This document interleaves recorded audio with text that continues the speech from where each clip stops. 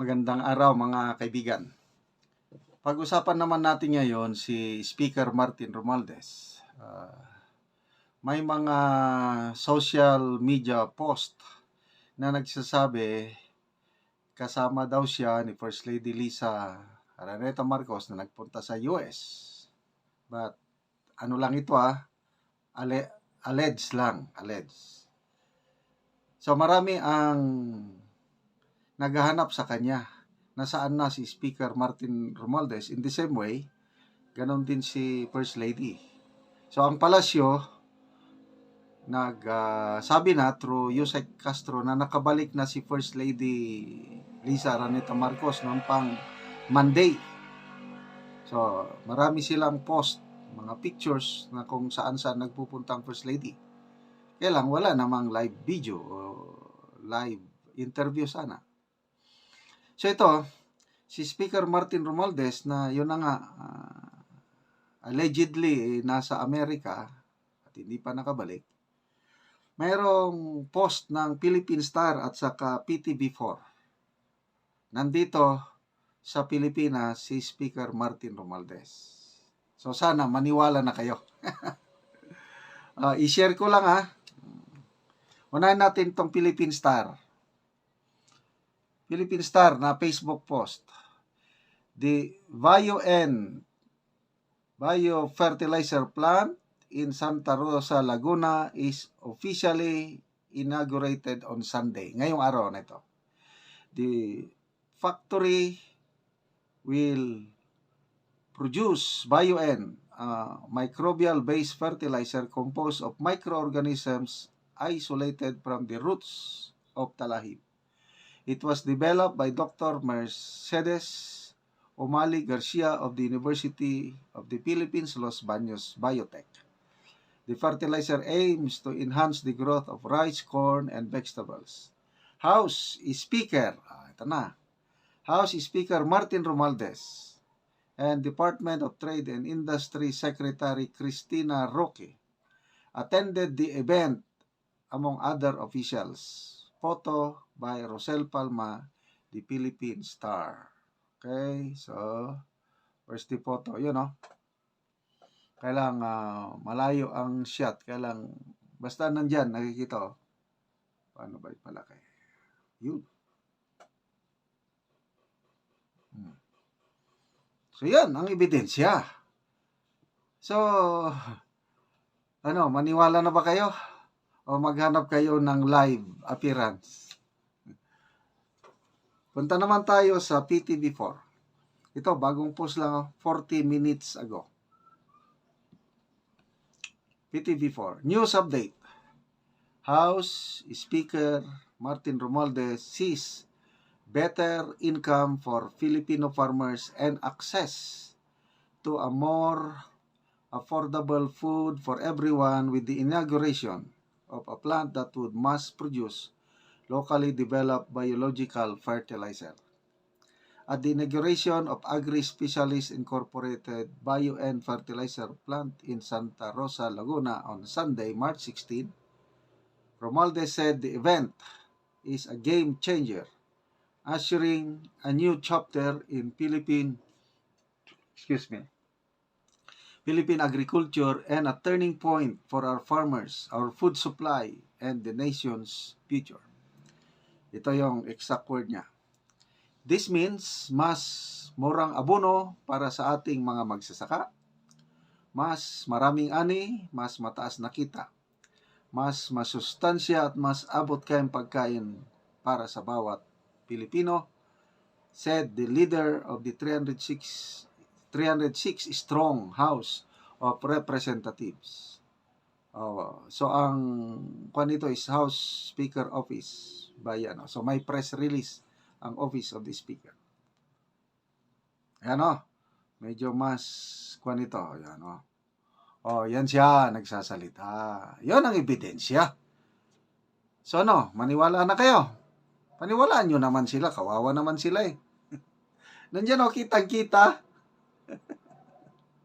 Kailangan pa rin ng live interview.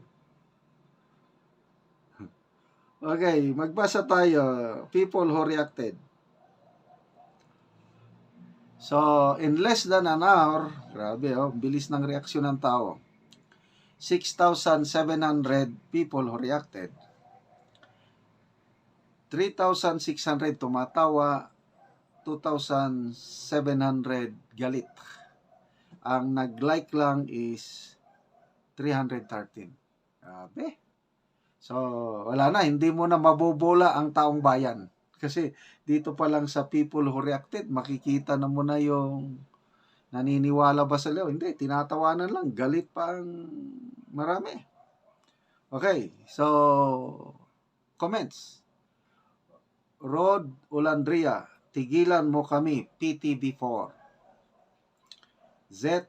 Moreno Mesa, Marcos and Romualdez family will go down in history as the most hated politicians of all time due to their greed for money and power. Kirkney Reyes Buborol, most hated man in the Philippines. Fly away, 0 vote. Jimmy Abuan, hongyaku ka, honyango ka.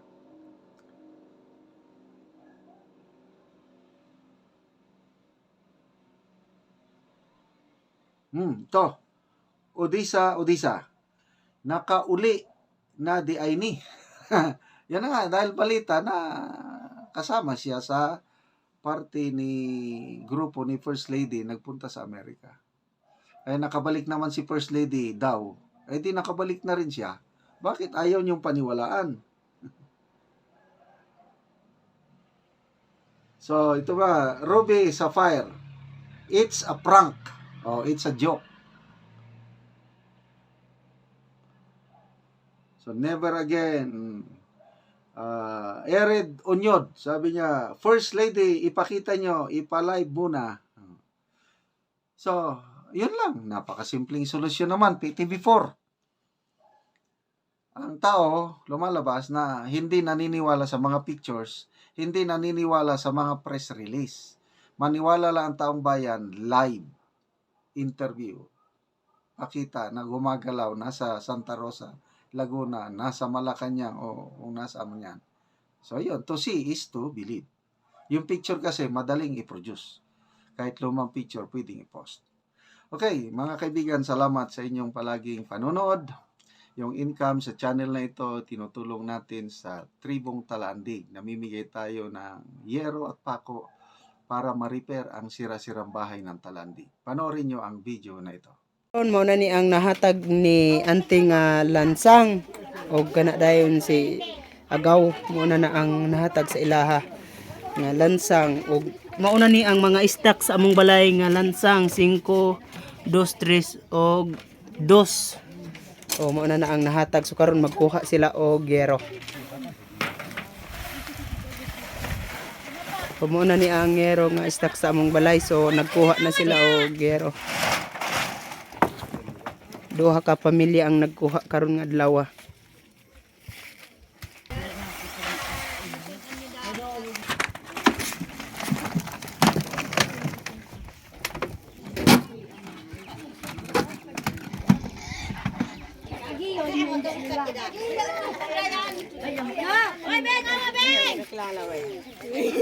Kilala, di makapanggalan.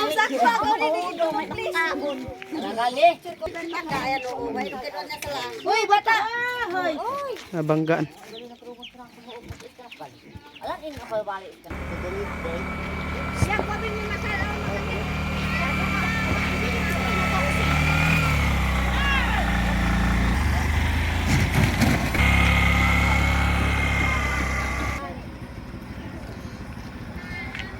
Sa duha ang tag-iyaan ay giusa ra og karga sa bao-bao. Kuya tibal kiti. Igate.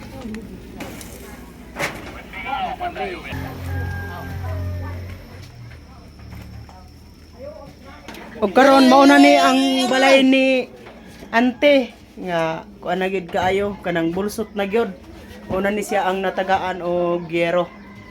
Si Ante. Wala na. Daghan gyud ang bulsot. Sakat na rin mo rin. Patay.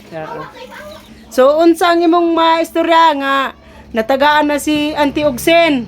Dili si Auntie kabalo magbisaya. So ikaw ang maistorya. Kung lain mga istorya nga. Oo. Una, salamat po sa Ginoo nga naitaw nga kapanghatag o kinsay tulog na to yung ilang mga balay. Oo. Ilabi na si mama, Oo. ilan man yung balay. Oo. Salamat gyud sa tao nga mo di kuanan sa atong Ginoo. Oo. Tigiyahan sa ginawa og buhat. Oo. Kana karon nakaabot si Beresin Oo. at makatuli dito sa Oo. ang gidi makalimot ang Oo. So bulsot na gyud kaayong balay ni Ante. Oo. Anaw kita na gyud nga karon mag-atubang ni sila. Ay bulsot na kaayo. Salamat gyud.